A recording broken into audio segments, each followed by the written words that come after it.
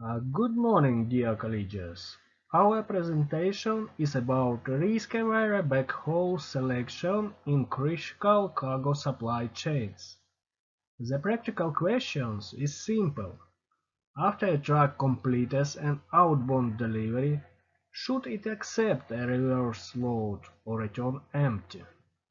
We will show why this decision is not only economic but also a reliability decision when drinking water and medical consumables are involved. Empty return mileage is usually seen as a clear inefficiency. However, in critical logistics, a profitable backhaul may create hidden costs through pickup detours, waiting time, and late delivery.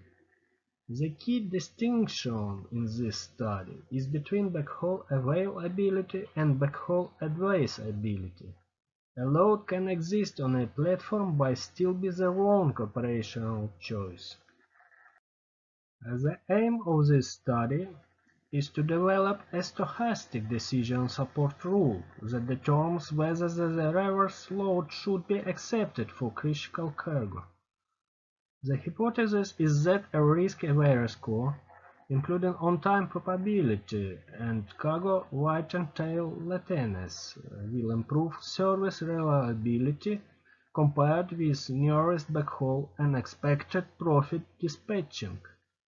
The tasks follow the article logics: define the decision problem, simulate gain and latency, fit CBF, test stress scenarios, and validate international consistency. The literature already covers freight platforms, track cargo matching, stochastic routing, and supply chain resilience. The unresolved layer is more specific: how to accept or reject one candidate backhaul after the outbound trip is finished. The contribution is the critical cargo backhaul advisability function, embedded in a binary offer selection model and evaluated by chronological haul-out and paired Monte Carlo simulation. The decision is made after unloading, when the several candidate reverse load offers may be available. The truck can accept at most one offer, and the empty return option remains available. This is important because forcing a reverse load may reduce empty kilometers but increase service failure, especially when the delivery deadline is tight. The workflow begins with route and cargo requirements. Candidate reverse load offers are generated and filtered by compatibility and time window constraints. For each feasible offer, Monte Carlo simulation estimates gain, punctuality, and tail latency. When critical cargo backhaul advisability function scores other offer and the binary selection models either accepts the best offer or keeps empty return. The case is based on 7 Ukrainian intercity corridors from Zaporizhia and contains 84 road days over 28-day horizon. There are 331 candidate reverse load offers, or about 4 offers per road day. The outbound delivery is fixed. The model evaluates only the incremental return lag decision after unloading. The dataset is calibrated scenario dataset, not a proprietary platform transaction log. It uses explicitly stated cost parameters: empty and loaded running costs, waiting costs, handling costs, and latency penalties. The medical scenario has a higher late penalty and a higher tail risk light, which reflects stronger service criticality. For every candidate offer, incremental gain is measured relative to the empty return alternative. Revenue is reduced by pickup and loaded running costs, waiting, handling, and latency penalty, while the avoided empty return is added back. The service part is presented by on-time probability and sphere of latency, so the model does not rely only on the expected profit. Average latency is not enough when the worst cases can create service failure. CR at the 0.9 level measures the average delay in the worst 10% of outcomes. This is why medical consumables are treated differently. Indicator latency serves as stronger white because the consequences of failure are higher. CBF combines expected gain, empty kilometer reduction, on-time probability, cargo weight and CVR, and the two ratio. The coefficients are not subjective weights. They are fitted on chronologically ordered training observation. In the fitted function, on-time probability is the strongest positive term, while cargo weighted tail latency is dominant adverse term.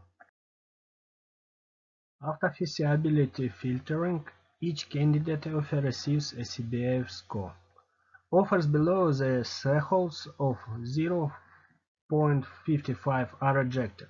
If several offers remain, the model selected the best admissible score with a small gain T-breaker. If no offer reaches the threshold, the rational decision is empty return.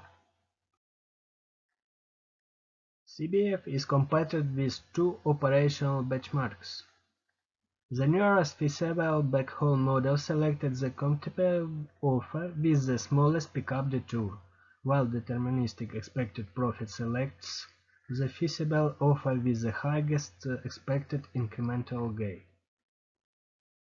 The test scenarios are base conditions, sparse market, congestion, and critical sugar.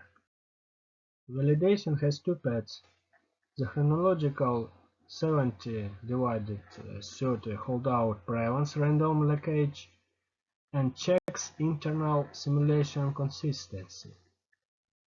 Paired Monte Carlo experiments that compare decision rules using common random schemes. So the difference comes from the decision's logic rather than from different realization of waiting or travel time.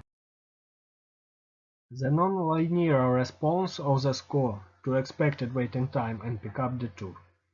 Medical cargo falls below the acceptance threshold sooner than water because the same delay produces a larger cargo-weighted tail risk term.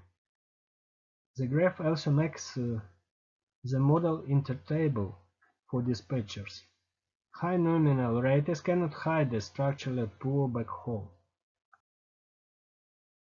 The holdout produced AUC of 0.78 and a Breer score of 0.153, which supports internal consistency but is not claimed as field forecasting accuracy.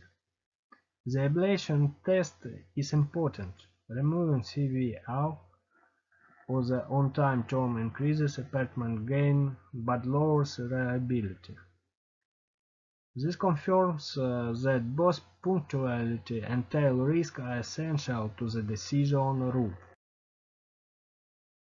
In the base scenario, CBF improves overall on-time performance from 85% under deterministic expected profit to near 94%. For medical cargo, reliability increases from 64% to near 85%. The price is lower expected gain per road day, but that reduction buys a much more reliable service outcome. The reliability advantage remains under stress. Under convection, the overall gain over deterministic expected profit reaches about 15 percentage points. The reason is selectivity. When waiting and travel time uncertainty increase, CBF rejects a risky offer that a profit-only rule may still accept. Across all four scenarios, CBF remains the most reliable rule, especially for medical cargo. The method accepts few road days than the benchmarks, but this is not a weakness. It is the mechanism that prevents high-risk deliveries.